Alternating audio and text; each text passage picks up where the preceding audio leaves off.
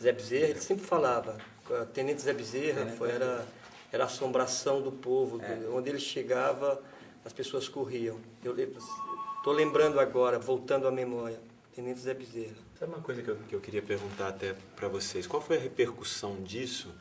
Porque você falou você usou uma expressão que eu achei super interessante, que eu também queria saber um pouco mais sobre isso, que o Padre Cícero tinha um projeto para o Juazeiro, né? Que o Caldeirão seria a extensão do sítio. Que projeto era esse? Essa aproximação do Patativa com o Caldeirão veio intuitivamente por causa do poema que ele fez para o filme do Rosenberg, né? Em primeiro lugar, e pelo fato de, pela biografia do Patativa, em 1936 ele se casou, quer dizer, então a Saré aqui próximo, então obviamente ele deve ter sabido disso de alguma maneira, e daí há muitos anos ele faz um poema falando do Beato. Então minha curiosidade é saber como é que isso reverberou na população do Juazeiro, do Crato, dessa região. Existe notícia disso? As pessoas ficaram sabendo? Elas se compadeceram? Elas achavam mesmo que ali era um bando de louco fanático? Desde criança, eu sempre ouvi falar no Caldeirão, porque meu avô falava, porque foi ele que comprou o Caldeirão da igreja. Então, meu pai é vivo, ele pode dar informações para vocês como é que foi essa venda. Mas, assim, eu sempre ouvi falar. E, na adolescência, a gente teve a oportunidade de fazer uma pesquisa lá no Caldeirão. Então, eu fui com minha equipe.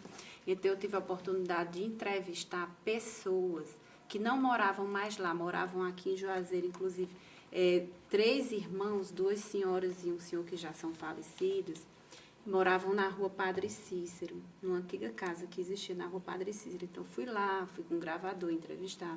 E eles tinham muito medo de falar sobre isso, porque eles vivenciaram, eles viram todo o massacre. Realmente eles confirmavam, mas tinham muito medo. Eles achavam que eu era da polícia e que podia fazer alguma represária em relação a isso. E também, na época, uma das pessoas que eu entrevistei foi um vaqueiro de meu avô, que ele contava o seguinte, que quando o Beato montou o povoado, então as pessoas começaram a sair das fazendas para ir para lá, porque lá eles tinham espaço para plantar, para colher, e tudo era dividido.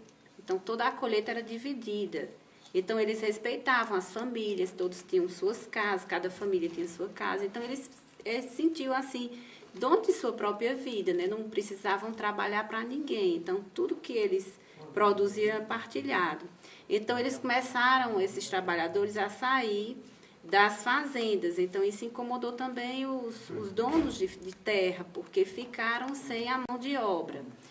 E ele viu o massacre. Ele me contou que muitas pessoas foram mortas, crianças e mulheres e jovens e adultos. E tinha sido uma coisa muito, muito assim, dolorosa para as pessoas que viram.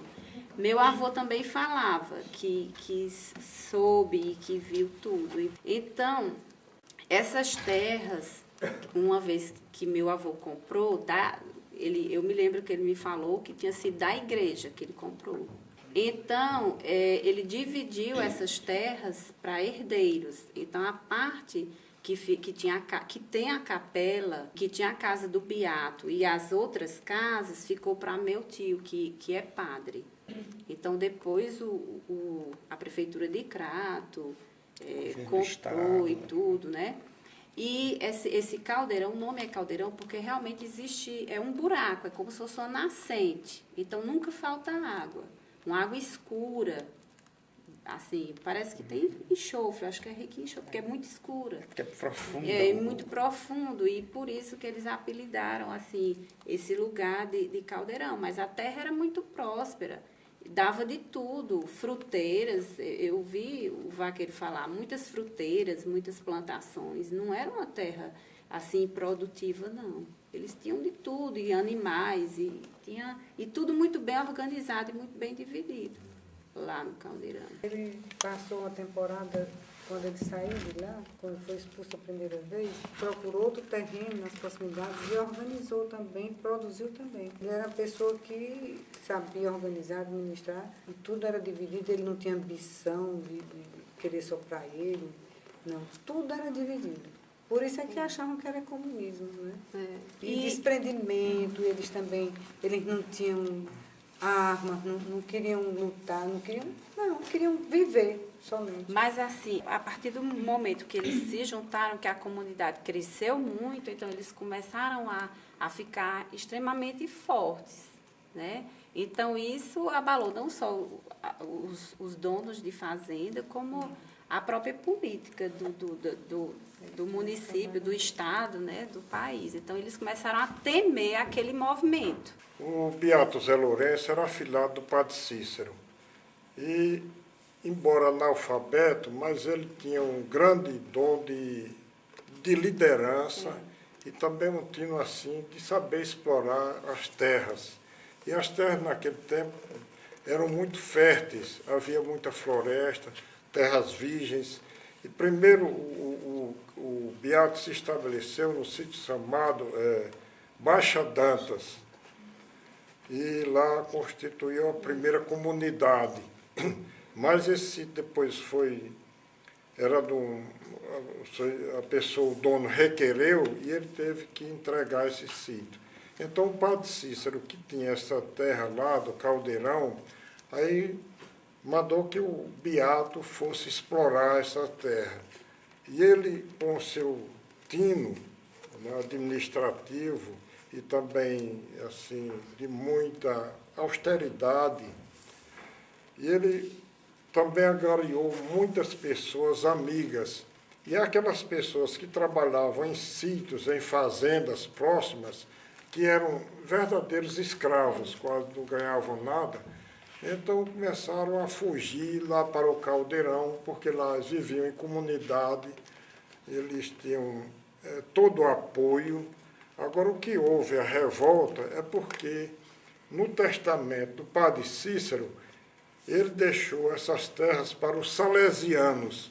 E a primeira coisa que os salesianos fizeram foi contratar um rábula para requerer o Caldeirão sem dar indenização nenhuma. O Beato era pacífico e fez todo mundo para... Mas esse Beato que você, o Severino se revoltou contra isso. Ele era valente.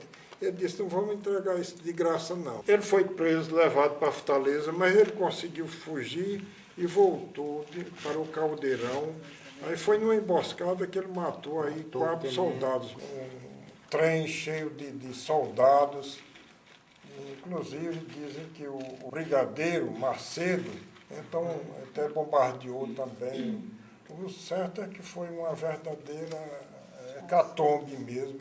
Morreu muita gente, e eles eram pacíficos e não tinham armas nenhuma. A arma que tinha era enxada, machado para trabalhar.